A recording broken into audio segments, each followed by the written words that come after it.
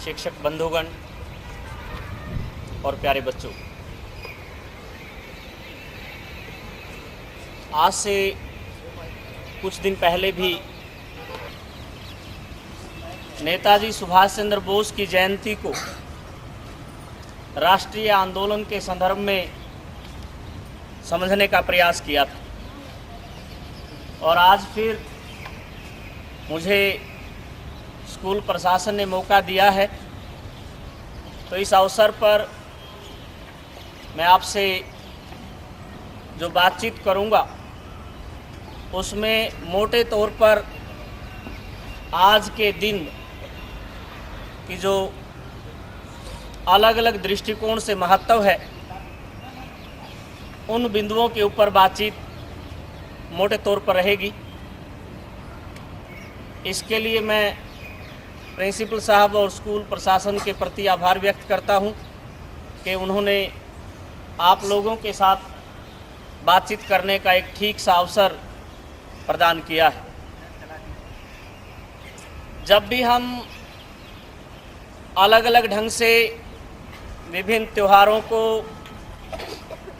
अपने सांस्कृतिक कार्यक्रमों को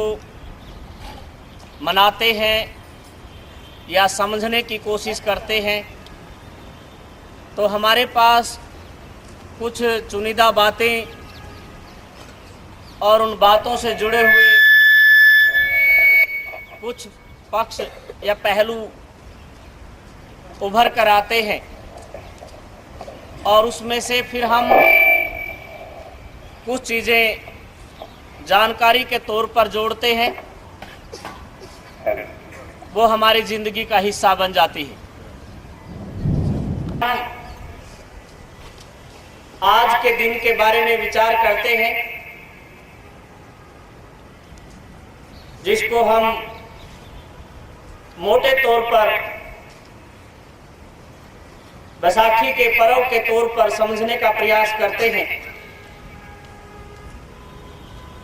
तो दो तीन चीजें ही ज्यादातर चर्चा में आती हैं और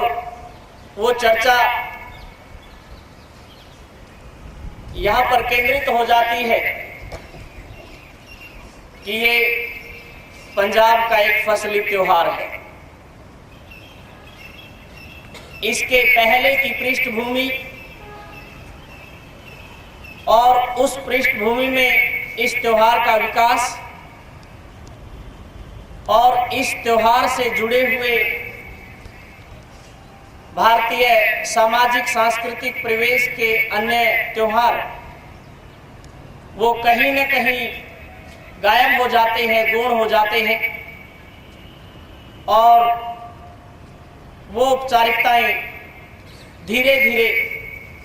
समय की परिधि में कमजोर होती जाती है। जो ये दो दिन है 13 और 14 अप्रैल,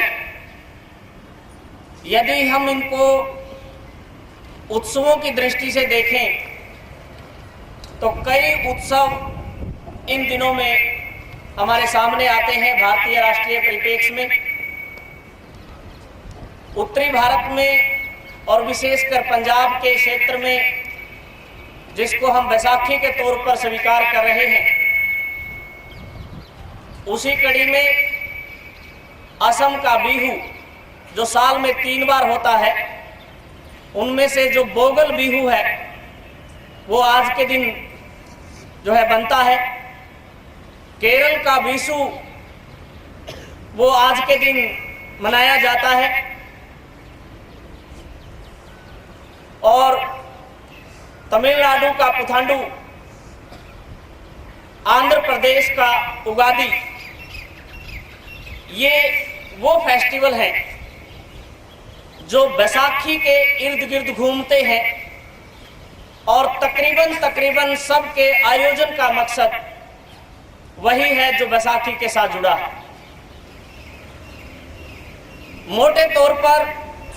बात को किसी तरह से विस्तृत और व्यापक ना खींचते हुए हम थोड़ा सा बारीकी से समझें कि जब हमारे इस भारतीय परिप्रेक्ष्य में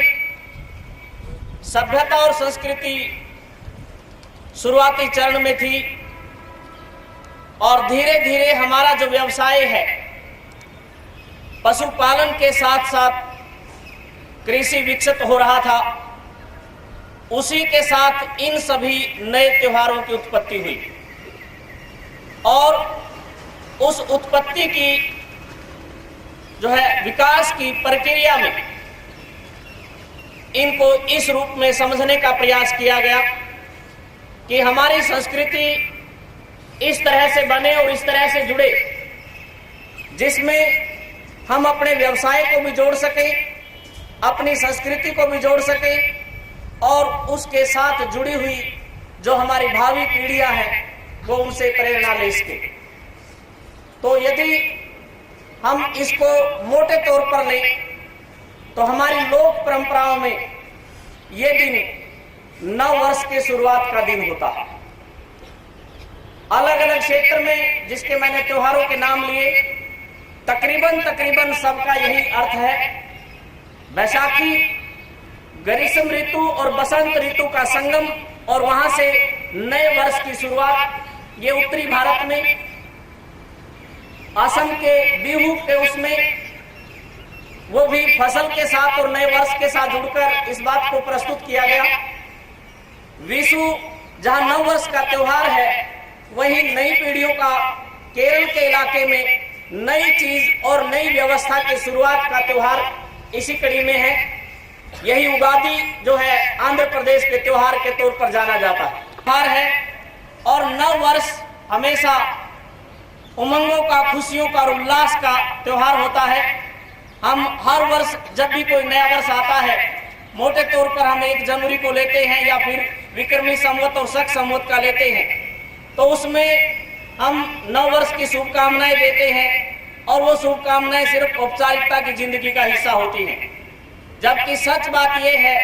कि पिछला वर्ष गलतियों का साल होता है, अगला वर्ष आशाओं और उम्मीदों का साल होता है।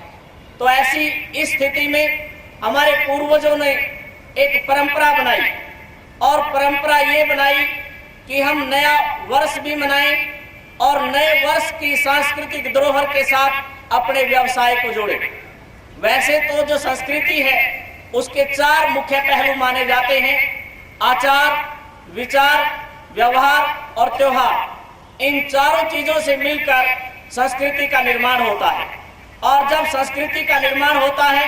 तो उस कड़ी में हमारे पूर्वजों ने एक बेहतर चीज ये अपनाई कि हम संस्कृति को अपने व्यवसाय के साथ जोड़ें। और इसलिए बहुत से लोग जो व्यवस्था को ठीक से नहीं समझ पाते हैं, वो जो व्यवसाय और संस्कृति है दोनों को अलग अलग ढंग से कर उसको अलग अलग ढंग से समझने की कोशिश करते हैं। जबकि दुनिया के अंदर इस लाइन से बड़ी कोई लाइन नहीं है